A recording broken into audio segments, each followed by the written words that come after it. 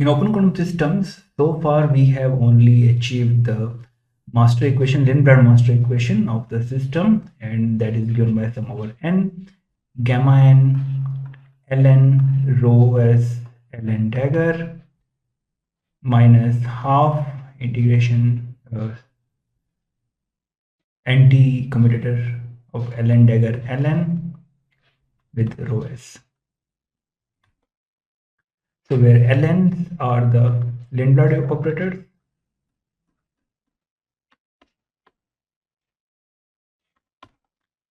and gamma n are the dissipation terms.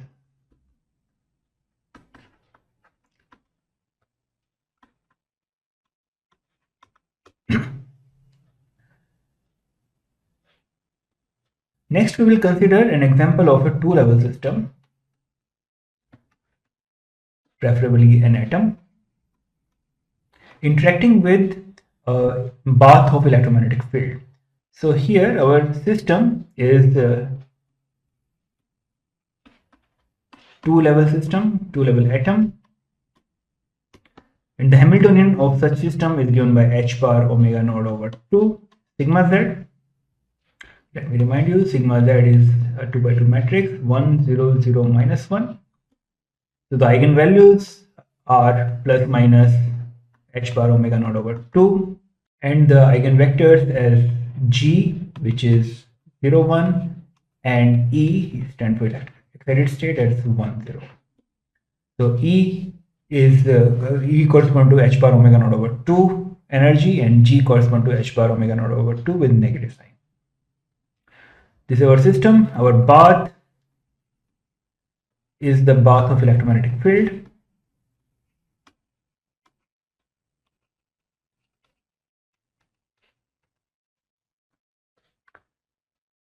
So we have electromagnetic field mode everywhere in the space-time vacuum, in the whole space, and the system is interacting with the atom, the two-level atom is interacting with that path.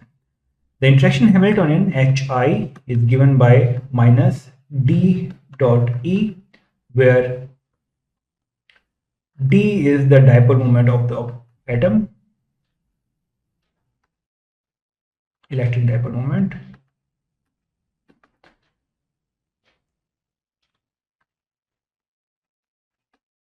Operator of the atom, and E is the electromagnetic field operator, electric field operator.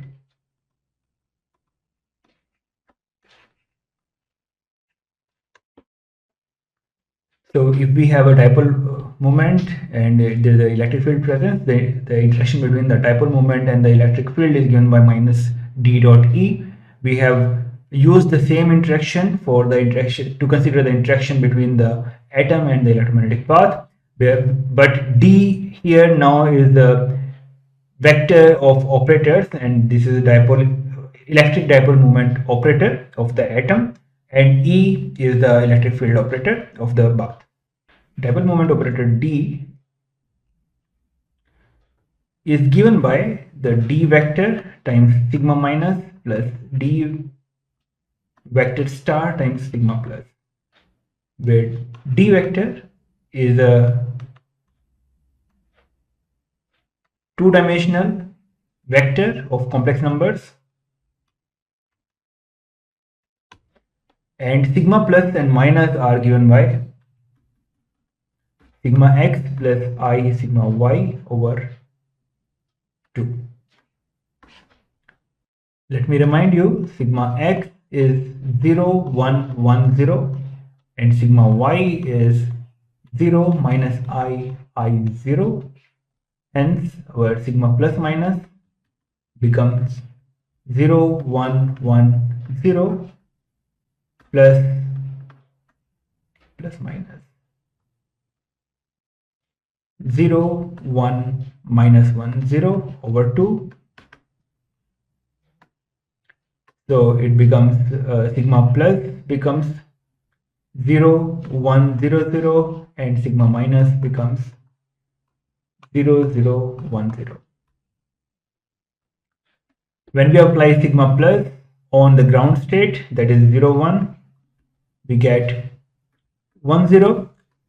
it means the ground state goes to excited state when we apply sigma plus, and sigma minus when we apply on the excited state, we get the ground state.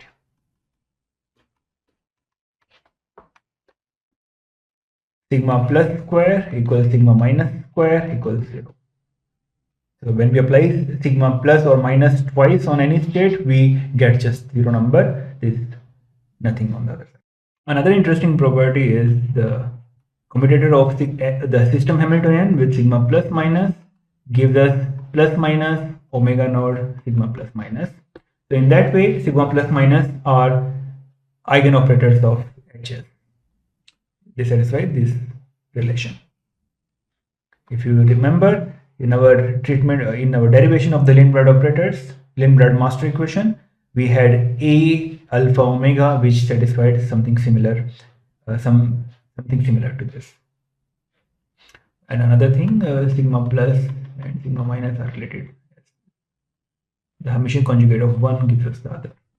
Electric field operator is given by I sum over K sum over lambda 1 and 2 square root of 2 pi h bar omega k over v. We will explain each term soon. E lambda k vector b lambda k vector minus b lambda dagger k vector. Here lambda equals 1 and 2 represents the polarization of the light. K is the wave number, wave vector.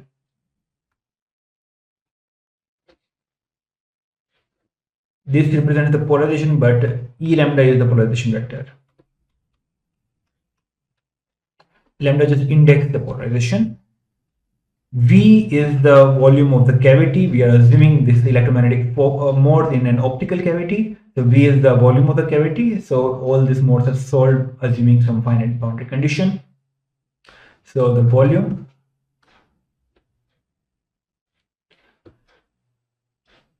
Bk and Bk dagger are the creation and annihilation operators.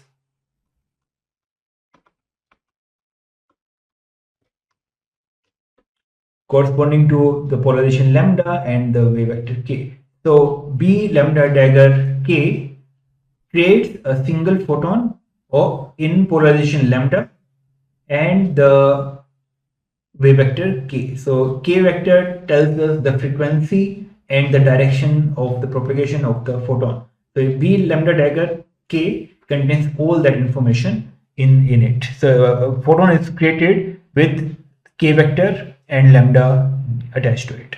The free Hamiltonian of the bath HB is given by B lambda k vector dagger B lambda k, and the energy corresponding to it h bar omega k, and integration over omega k for all the values of. This is the most general Hamiltonian of the electromagnetic path.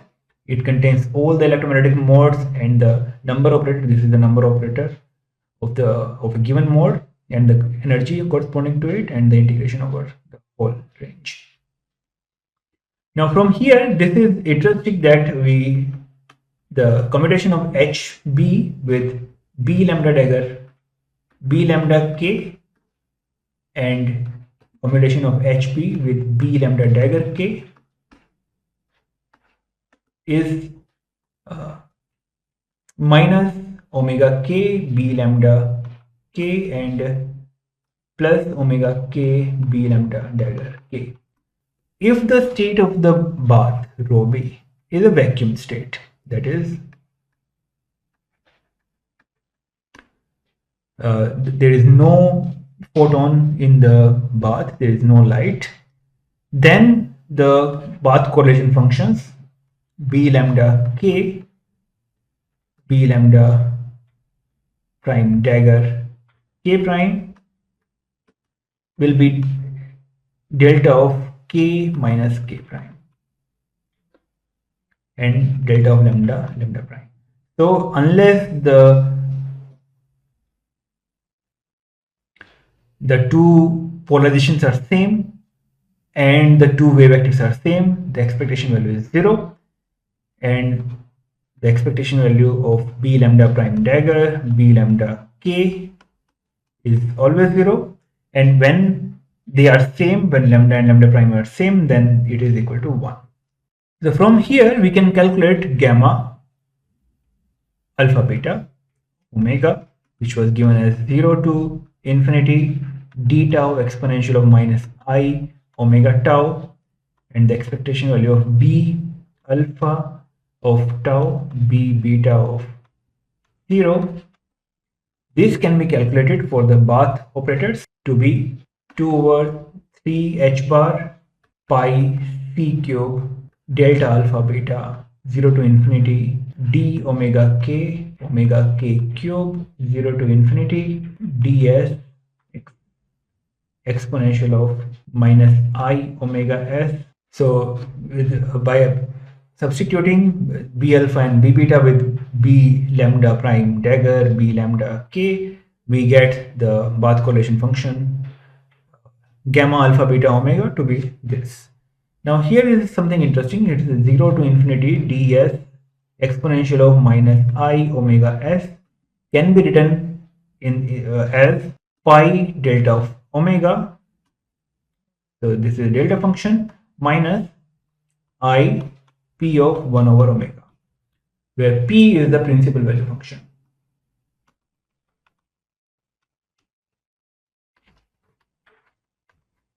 Substituting this, we get gamma alpha beta of omega to be 2 over 3 h bar pi c cube delta of alpha beta 0 to infinity d omega k cube times pi delta of omega minus I principal valued 1 over omega.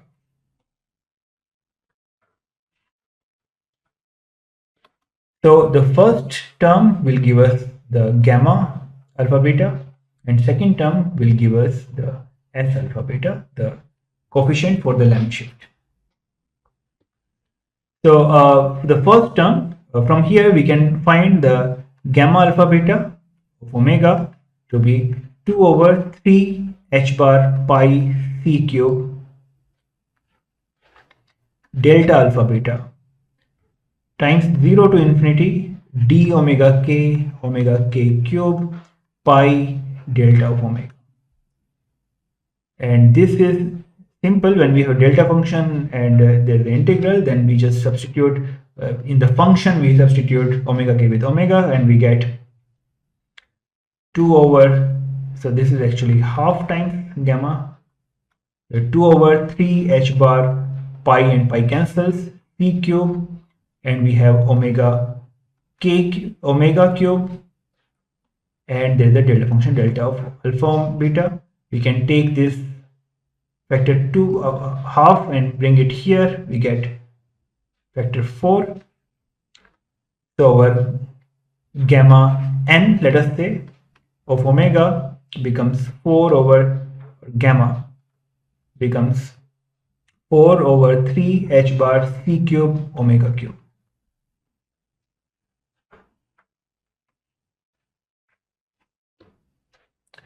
Similarly, s of omega, we can discard alpha beta because there is a delta function, can be written as 2 over 3 h bar pi c cube d omega k cube principal value of 1 over omega, and this is nothing but 3 h bar pi c cube d omega k cube over omega k minus omega,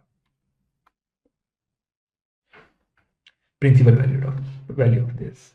So for the case when the bath is in vacuum state, we saw that the dipole moment operator is d vector, which determines the strength of the dipole moment, times sigma minus plus d vector star, sigma plus, for simplicity we will use real vector, then it becomes d vector, sigma plus sigma minus, and our electric field operator is given as big expression with lambda and k and everything. So our interaction Hamiltonian, which is minus d dot e can be calculated from here, and from there we can calculate the interaction Hamiltonian in the interaction picture. We can substitute this interaction Hamiltonian in the interaction picture in the dynamical equation rho s dot, which is minus 0 to infinity d tau hi of t hi of t minus tau rho s of t commutator and trace over path. We saw earlier that this equation can be converted into the system operators acting on the rho s, and the path operators converted into the path correlation functions, and we get the Leningrad equation which is given by sum over n gamma n ln rho ln dagger minus half anticommutator ln dagger ln rho. It turns out that for this case where the system is a two-level atom and the bath is in the vacuum state, we have only gamma n is equal to gamma naught, which is 4 over 3 h bar omega cube over c cube d vector mod square. And our ln turns out to be sigma minus L0. There is only one sigma minus, and the Leningrad equation for two-level atom interacting in the electromagnetic path in the vacuum state becomes gamma naught times sigma minus rho s sigma plus minus half sigma plus sigma minus rho minus half rho sigma plus sigma minus. This is the Leningrad equation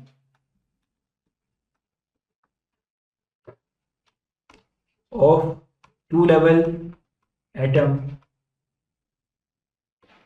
interacting with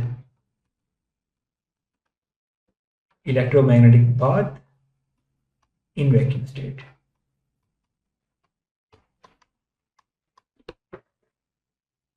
So when a two-level atom interacts with an electromagnetic path in vacuum state, the profound phenomena we observe is the spontaneous emission.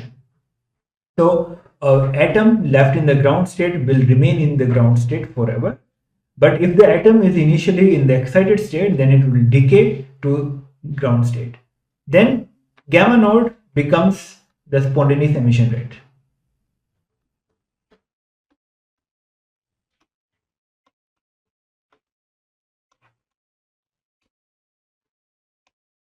So gamma naught is the spontaneous emission rate in that case. Other example is when the bath state is not a vacuum state, but it's a thermal state or Gibbs state. And Gibbs state is defined as exponential of minus beta h over z, where beta is 1 over kbt, kb is the Boltzmann constant,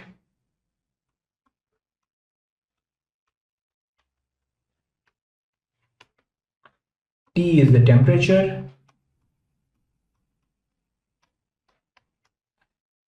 and Z is defined as trace of exponential of minus beta h. So that rho b is trace 1. The average number of photon in a thermal distribution, the thermal state of a bath, is given by n of omega. These are the number of photons, average number of photons having frequency omega, and that is the expectation value of b k dagger bk lambda sum over lambda, where k is given by omega over c. The magnitude of k is given by omega over c. So the number of, and this can be calculated to be 1 over exponential of beta h bar omega minus 1. From here we can calculate the Leningrad coefficients gamma 1 and gamma 2, as 4 over 3 h bar c cube omega cube d mod square times 1 plus n of omega naught, and omega 2 as 4 over 3 h bar c cube omega cube d mod square n of omega naught. Or we can write it as gamma naught, the spontaneous emission rate we had discussed for vacuum case, n of omega naught, and this as gamma naught times n of omega, where omega naught was the resonant frequency of the atom. And the Lindblad mass equation can be written as gamma 1 times sigma minus rho s sigma plus minus half sigma plus sigma minus rho s minus half rho s sigma plus sigma minus plus gamma 2 times sigma plus rho sigma minus minus half sigma minus sigma plus rho s minus half rho s sigma minus sigma plus. These equations are pretty straightforward and can be easily calculated after one understands the general derivation of the Lindblad mass equation. The steps are very clear. We have to just put this operator for the system, operator for the bath correlation functions, and we arrive at these equations. Here we can see that n of omega goes to 0 for t tending to 0. So at 0 temperature, the bath achieves the vacuum state. So the number of photons at omega will be 0. And in that case, gamma 1 will become gamma naught and gamma 2 will become 0. And we retrieve the Lindblad mass equation for the vacuum.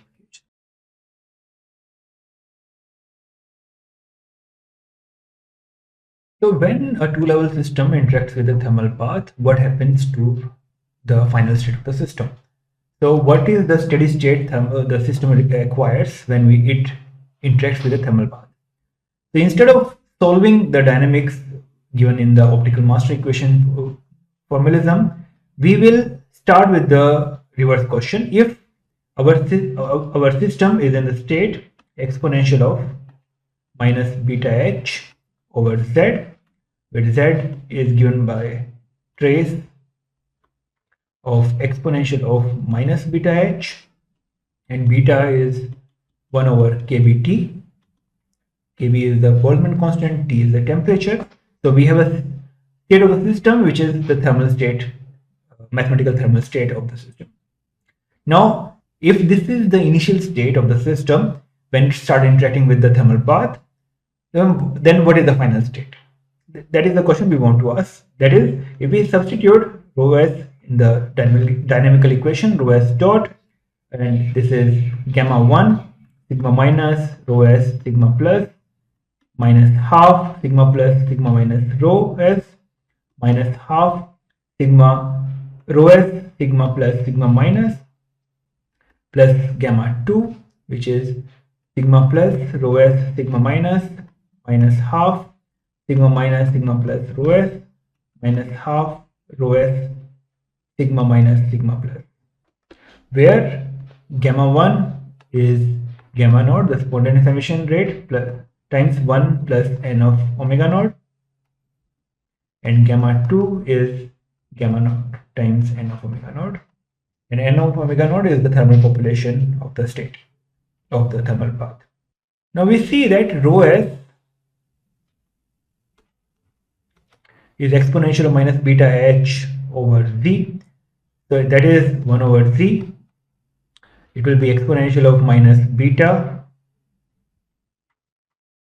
h bar omega naught over 2 times this minus plus the ground state plus exponential of minus beta h bar omega naught over 2 the excited state.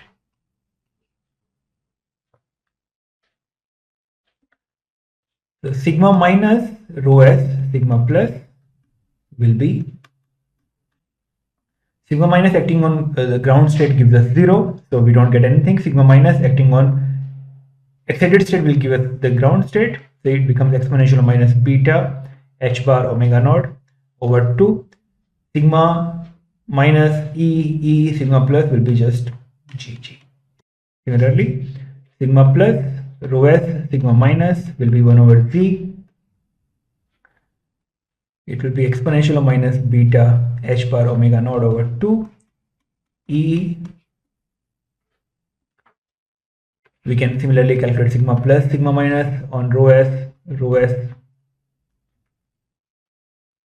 sigma minus sigma plus of rho s sigma plus sigma minus rho s sigma minus sigma plus all the elements, and we can substitute it here and we get rho s dot equals gamma naught 1 plus n of omega naught times exponential of minus beta h bar omega naught minus 1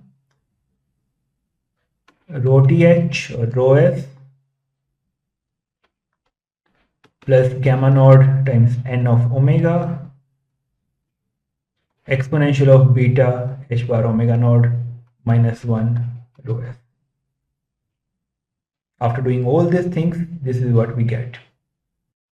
This can be simplified as gamma naught 1 plus n exponential of minus beta h bar omega naught minus 1 rho s plus or minus gamma naught n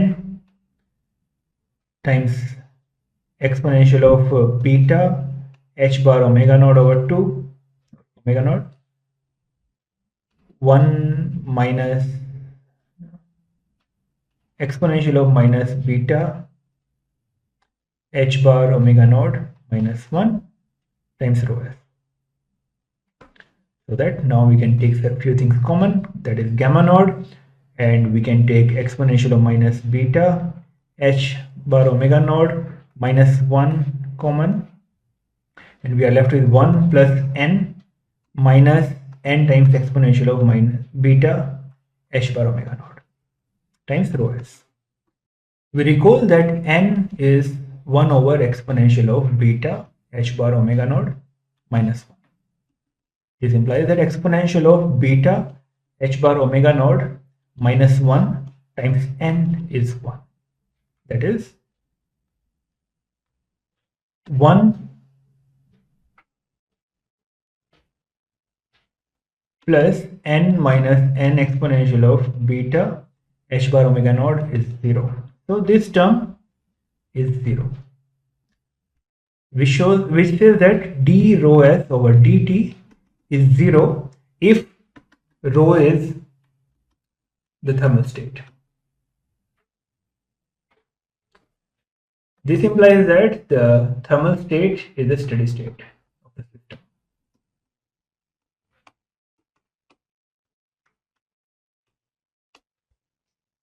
This kind of points toward the fact that if we have a two-level system which is interacting with the thermal path, then the system itself acquires thermalization. So it acquires the thermal state eventually, and that becomes the steady state of the system. Hence, this process is called thermalization. Anything interacting with thermal path will acquire the thermal state, and this is in classical statistical mechanics, it's called the equilibrium state.